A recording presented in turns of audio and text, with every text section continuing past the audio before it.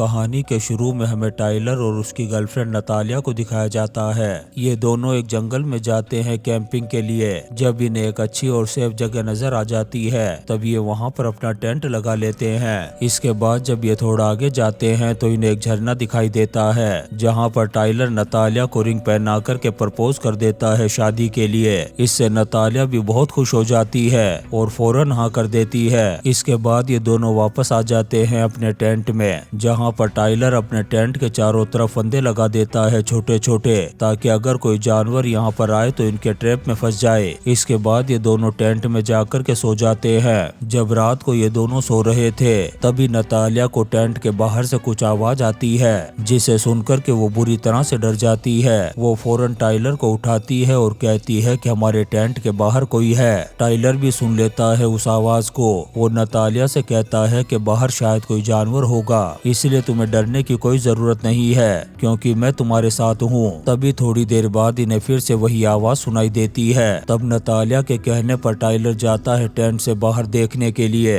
जब वो थोड़ा आगे जाता है तो वहाँ पर एक पत्थर को देखता है जिसके ऊपर दूसरा पत्थर लगाया हुआ था। ये देख कर के वो हैरान हो जाता है क्योंकि कोई जानवर तो ऐसा कर नहीं सकता था। वहीं उसे जंगल के अंदर से अभी भी वो आवाज आ रही थी। तब वो उस आवाज का पीछा करते करते जंगल के बहुत अंदर तक चला जाता है। उधर टेंट में हम नतालिया को देखते हैं जो डरी और घबराई हुई बैठी थी। तभी अचानक से कोई क्रीचर उस पर हमला कर देता है और घसीट करके ले जाता है अपने साथ। नतालिया के चिल्लाने की आवाज टाइलर को सुनाई देती है। जब वो भाग कर के आता है अपने टेंट के पास तो वहाँ पर उसे नतालिया कहीं भी दिखाई नहीं देती। उसका सारा सामान इधर उधर बिखरा हुआ पड़ा था। ये देख कर के उसे कुछ भी समझ में नहीं आता कि आखिर ये किसने किया है। वो जंगल में इधर उधर भागता है नतालिया को ढूंढने के लिए, लेकिन नतालिया का कहीं भी पता नहीं चलता। इसके बाद हमें 1 साल बाद का सीन दिखाया जाता है जहाँ पर हम टाइलर को देखते हैं जो अब एक मेंटल हॉस्पिटल में था। दरअसल उस घटना के बाद टाइलर का दिमागी संतुलन पूरी तरह से खराब हो गया था, लेकिन अब वो पूरी तरह से ठीक हो गया था। डॉक्टर उसे डिस्चार्ज कर देती है हॉस्पिटल से और अब टाइलर वापस आ जाता है अपने घर पर। घर आने के बाद उसकी मॉम उसे बहुत सारे सबूत देती है जो उस हादसे की जगह पर पुलिस को मिले थे। इसमें नतालिया की भी बहुत सारी चीजें थी। साथ ही नतालिया का वो कैमरा भी था जिसमें नतालिया ने अपनी और टाइलर की बहुत सारी फोटोज क्लिक की थी। जब वो उन फोटोज को देखने लगता है तभी उसे एक फोटो में नतालिया के पीछे एक बहुत बड़ा साया दिखाई देता है, जिसे देख कर के वो समझ जाता है कि यही साया नतालिया को उठा कर के ले गया होगा। अब टाइलर उस साये का पता लगाने के लिए वापस से आ जाता है जंगल के अंदर। वो जंगल के किनारे पर अपनी गाड़ी को खड़ी करके अपना बैग और गन लेकर के निकल पड़ता है उस साये को ढूंढने के लिए। जब वो जंगल के बहुत अंदर चला जाता है तभी उसे कीचड़ में पैरों के निशान दिखाई देते हैं जो साइज में बहुत बड़े थे। टाइलर समझ जाता है कि ये निशान उसी के होंगे जो नतालिया को उठा कर के ले गया था। अब वो लगातार उस जंगल में ढूंढता रहता है उस साये को। इसी बीच पानी भी खत्म हो जाता है उसका। वहीं पर एक नदी थी जिससे वो अपनी पानी की बोतल को भरता है। इसके बाद वो देखता है कि उसने जो गियर वहाँ पर रखा था वो अब वहाँ पर नहीं था बल्कि गायब हो चुका था। टाइलर को कुछ भी समझ में नहीं आता। जब शाम होती है तो वो वापस आ जाता है अपनी गाड़ी में। पूरी रात वो अपनी गाड़ी में ही गुजारता है। जब सुबह होती है तो पूरे जंगल में चारों तरफ धुंध छाई हुई थी। तभी अचानक से वो क्रिएचर हमला कर देता है उसकी गाड़ी पर। वो उसकी गाड़ी के सामने वाले शीशे को भी क्रैक कर देता है। टाइलर अपनी जान बचाने के लिए गोलियां चलाता है उस क्रिएचर पर, जिससे डर कर के वो क्रिएचर भाग जाता है यहाँ से। कुछ ही देर बाद यहाँ पर एक शिकारी आता है जिसका नाम था अलाई। दरअसल वो इन आवाजों को सुनकर के यहाँ तक पहुँच गया था। वो टाइलर से कहता है कि तुम मेरे साथ मेरे कैंप तक चलो। तब टाइलर भी चला जाता है उसके साथ। वो टाइलर से कहता है कि मैं तुम्हें पहचानता हूँ। दरअसल 1 साल पहले मैंने तुम्हें न्यूज में देखा था जब तुमने इंटरव्यू दिया था कि जंगल में कोई क्रिएचर मेरी गर्लफ्रेंड को उठा कर के ले गया है। मैंने उस न्यूज को देखा था और मैं उस क्रिएचर का शिकार करने के लिए कई बार इस जंगल में आ चुका हूँ, लेकिन आज तक वो मुझे कहीं भी नजर नहीं आया। इसके बाद वो टाइलर को जंगल के अंदर एक पेड़ के पास ले जाता है जहाँ पर बोन का एक स्ट्रक्चर था।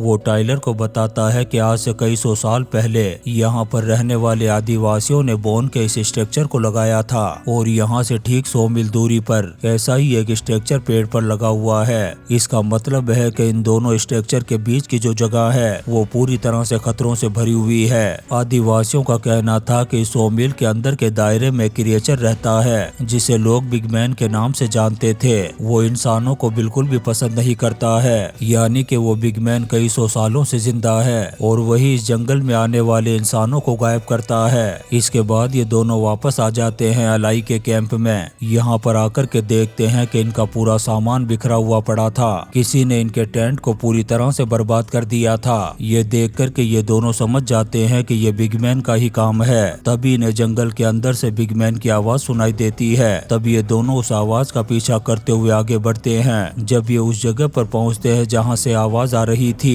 तभी टाइलर गिर जाता है एक गड्ढे में। वो उस गड्ढे में देखता है जिसमें बहुत सारी हड्डियां यानी कंकाल पड़े हुए थे। इससे वो समझ जाता है कि बिग मैन जिन भी इंसानों को पकड़ता है उन्हें इसी गड्ढे में लाकर के मारता है। अलाई आगे बढ़ता है टाइलर की मदद करने के लिए। तभी कोई एक बड़ा पत्थर मारता है उसके पैर पर, जिससे अलाई की टांग टूट जाती है। टाइलर इस चीज को देखता है तो गोलियां चलाने लगता है पेड़ की तरफ। फिर वो अलाई को कंधे पर उठा करके यहाँ से भाग जाता है। वो अलाई को ले जाकर के लेटा देता है एक पेड़ के नीचे। वो जानता था कि इसके पैर की हड्डी टूट चुकी है, इसलिए इसे फर्स्ट एड देना बहुत जरूरी है, लेकिन उसके पास मेडिकल का सामान नहीं था। वो अलाई से कहता है कि जिस जगह पर तुम्हें पत्थर मारा गया था, मैंने वहाँ पर अपना बैग देखा था। जब मैं नदी में पानी की बोतल भर रहा था तब किसी ने उसे चुरा लिया था, और अब मुझे कैसे भी करके उस बैग को वापस लाना होगा क्योंकि उसके अंदर मेडिकल का सामान है। अब टाइलर दोबारा से उस जगह पर पहुंच जाता है जहां पर अभी अभी बिग मैन ने इन पर हमला किया था, लेकिन बिग मैन अभी इस जगह पर नहीं था। यहाँ पर टाइलर को अपना बैग मिल जाता है, साथ ही यहाँ पर उसे वो रिंग भी मिल जाती है जो आज से ठीक 1 साल पहले टाइलर ने नतालिया को शादी के लिए प्रपोज करते वक्त पहनाई थी। इस रिंग को देखने के बाद उसका खून खोल उठता है और वो फैसला करता है कि चाहे कुछ भी हो जाए वो बिग मैन को मार करके नतालिया की मौत का बदला लेगा। फिर वो वापस आता है अलाई के पास, वो उसका ट्रीटमेंट करता है, फिर धीरे धीरे सहारा देकर के ले जाता है उसे बिग मैन के इलाके से दूर। ये दोनों रुक जाते हैं एक नदी के किनारे पर जाकर। थोड़ी ही देर में रात हो जाती है।